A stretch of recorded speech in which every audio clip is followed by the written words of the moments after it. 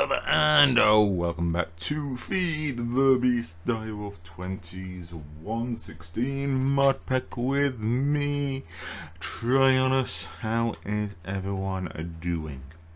I hope you're all well and keeping safe. I've been a little bit bad. Yes, I've done a few bits and pieces off camera. I hope you can forgive me. I just kind of wanted to get them out of the way because they were very small and insignificant. So let's quickly run through that. Number one, I took the digital miner with a turbine into the nether. Now the turbine will not power the digital turbine in the nether now because it requires access to the sky. Fair enough, no problem, but it did allow a little bit of extra power. Now the reason why I took the digital miner into the nether, I think most people probably guess why I did it, but I kind of went and got some ancient debris and I put it right next to the portal. I set up the tag parameters, which is forge /netherite. Ignore the underscore strap, ignore that, just look for the netherite, and it found the 21, and we only need about 4 or 5 in the future anyway, so we should be good. So yeah, the other thing I've done, which is a little bit bigger, but like I said, I just wanted to get this done and out of the way so I could concentrate on the more important things, and that was add on to this so we can make this stuff, which is the HTPE sheet. I'll quickly run through what I've done here. So we have normal ethylene coming out of the pressurized reaction chamber, as you know. That is now being fed into a rotary condenser, which is making liquid ethylene, but it's also being fed into this pressurized reaction chamber, which is combined with water, making every 1 substrate into 8 substrate. Why this is a thing, I don't know, but it is. If I show you here, there we are. 8 substrate. 1 substrate getting converted into 8 with the byproduct of oxygen. The byproduct of oxygen is going into this chemical tank here, which is going to dump the excess as and when. It's very small amount of oxygen, but still, if it gets filled up, it will get stopped. I don't think I really needed to do this, but kind of just wanted to show you. Now the substrate is getting pushed into this pressurized reaction chamber, and along with oxygen from the electronic separator and what is known as liquid ethylene in this rotary condenser is being made into the little pellets, the HDPE pellets. They then get sucked out into this enrichment chamber and then get turned. Every 3 of them gets turned into a sheet. So let's see if I can find it. There's quite a few recipes here. Let me know if you spot it. There it is. So every 3 pellet gets turned into a sheet. We are going to need quite a few of these sheets. Probably not as many as what I have got set up here, but it's going to work. With the sheets we kind of need for a number of different things like module bases and some of the upgrades and things like that, but also to make the mech suit itself, maybe even the mech tool. I've never made that, and the solar neutron and the modification table, which we're going to need in the future episode and whatnot. So that's kind of why I did it off camera, because it's such a small, insignificant little thing, but it's something that we do require. So I hope you can forgive me. Let me know if I've done right or wrong for doing that off camera. I never quite know whether or not if I've gone too far. Same with the process of getting the ancient debris as well. Like I say, it's such a simple little thing, but it's easy to bypass sometimes. Anyway, guys, we're going to go into something a little bit more complicated, and that is going to be making the petroleum pellets here, which requires water and petroleum and fluorite dust. So the water is very easy to get, obviously. The fluorite dust is just made by crushing down a fluorinite, which you mine underground, which I have already done. Here we are, I've got about a stack of it. There we go, and I can easily get more. I'll probably just do this manually for the time being. I don't really see a right need for a right lot of these pellets, but still, they're going to come in handy. The rest that we need, basically we're only making one new machine, and that is the Solon Neutron Activator, which requires reinforced alloys, a HDPE sheet, and 2 elite control circuits, steel casing, and for some strange reason, bronze. Can't quite work that one out. If you know, let me know. I would have thought this would have required more lead, considering what it's dealing with. Now the reason why we need this, I probably explained this before, but we're going to be making use of the nuclear waste, and the Solon Neutron Activator will be converting that nuclear waste into petroleum.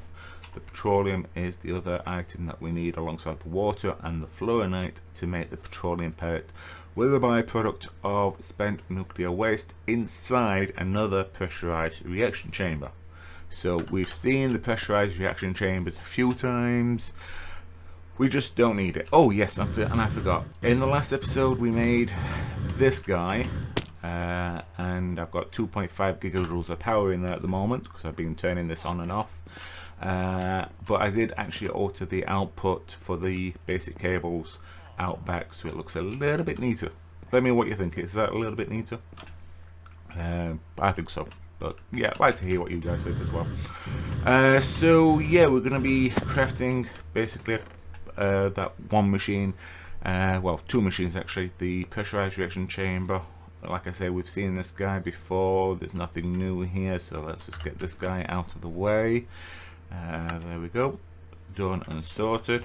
And then the actual main part of this, there we go, the Solar Neutron Activator. Solon, I have no idea what I'm on about, which isn't anything new really, is it? So yeah, we should be good. I'm just gonna grab some advanced pressurized tubes, and I think I'm gonna need some mechanical pipes. I'm not too sure.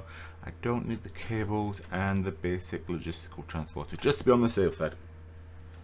So yeah, now originally I was going to put this upstairs because I thought this might be very decent to put out here, because the Solar Neutron Activator, believe it or not, requires solar power. Yeah, exactly, you know, something that actually has solar in its name. And I thought this would be a good place to put it up here, but unfortunately, as we've said earlier, the petroleum pellets needs water, and I just could not really think of a way of getting water up here which would look reasonable.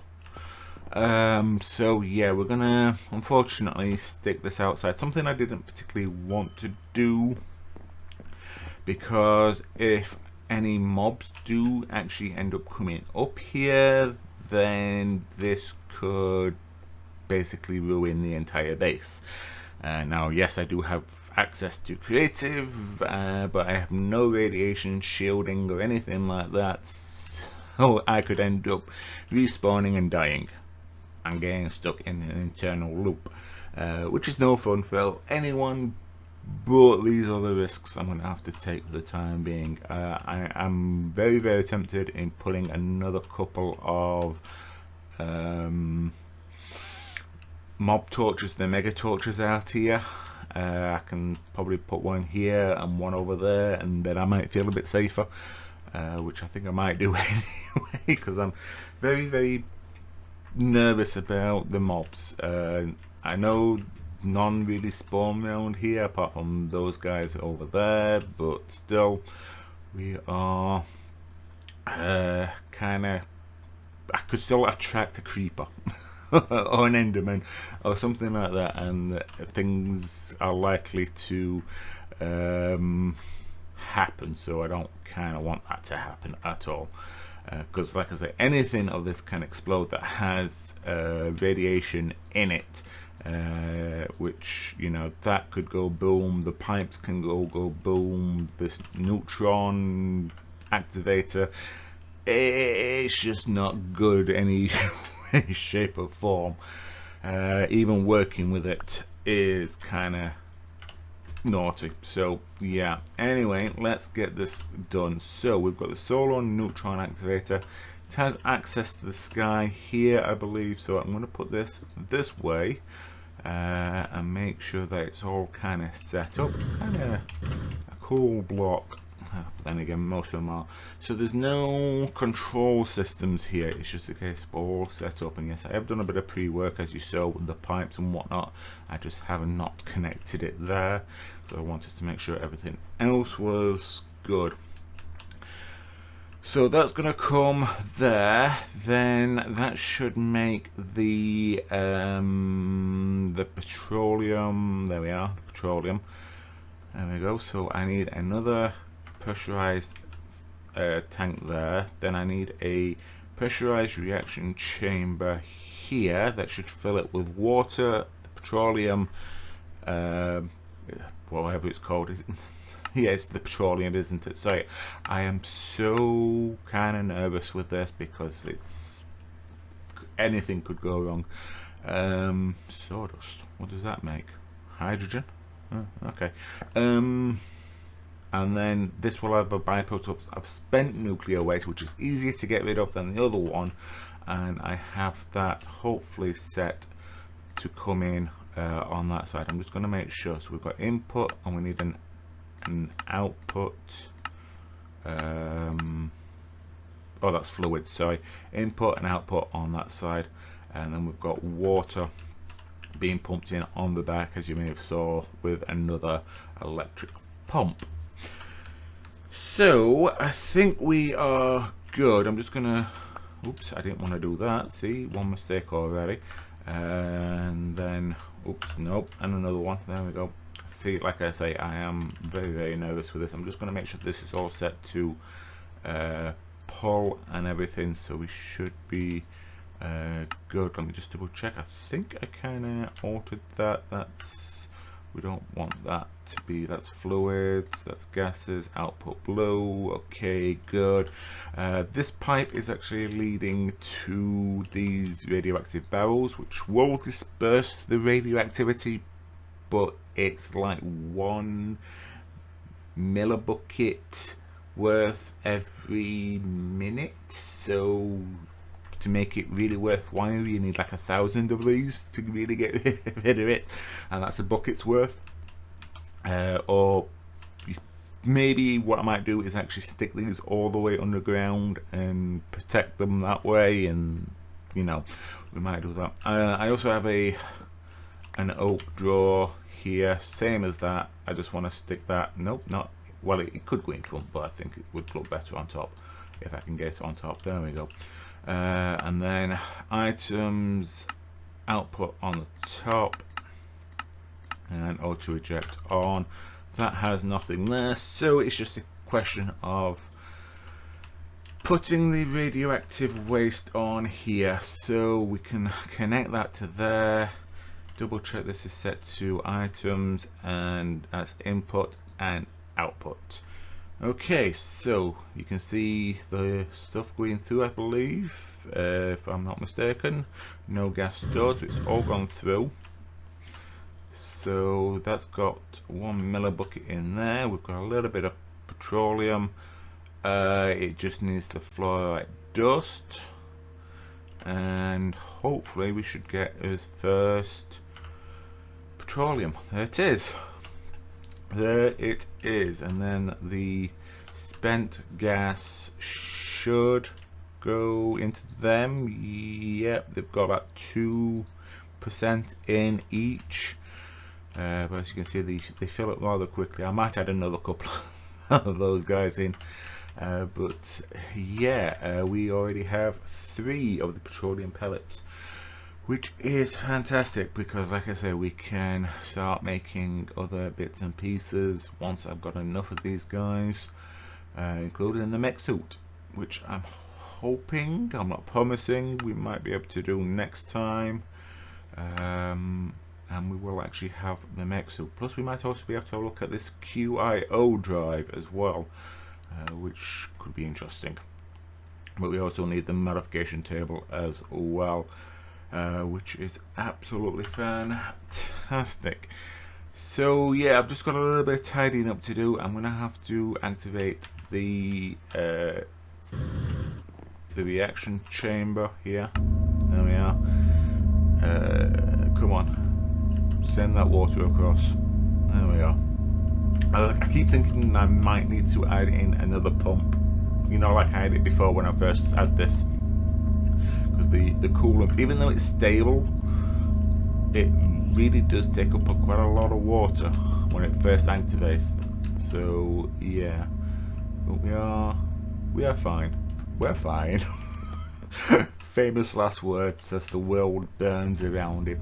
Yes, exactly. So yeah, either that or I start looking in for another coolant to actually put in this, but that's a project for another day. Right now, as you can see, all that lovely nuclear waste getting piped through and keeps getting made rather quickly, very quickly to my mind, into petroleum, which is then water and fluorite dust, making all our petroleum pellets. Bit of a slow process when it gets to here, which is absolutely fine. Because like I say, I think this is maybe a little bit too quick, but that's just me. But yeah, obviously this thing will only work during daylight savings hours. No, I mean in the daylight. So I need to keep an eye on that as well, because obviously if this gets filled up and that gets filled up and whatnot, so I don't think I can really AFK with this being turned on. I think that might be a bit silly, but yeah, I think we're going to be okay, I hope. And then it's just a case of keeping an eye on these barrels as well, because that's got 2% in. I think that's already got 2% in as well. But yeah, I think that will kind of do it for today. Another bit of a short episode-ish, but yeah, I think you can understand why I kind of wanted to do this on an episode by itself and get some other minor bits and pieces done, so then we can hopefully concentrate on the mech suit next episode. Hopefully, touch wood. So anyway guys, thank you very much for joining me. I hope that you enjoyed today's episode. If you did, please remember to hit that like button, and if you're new and you want to hit that subscribe button, that's completely up to you, but it is free. But otherwise guys, if you've got any hints, tips, comments or suggestions or even complaints, feel free to put that down in the comment section below. But once again, regardless, thank you very much for joining me, and I will see you guys next time. Bye.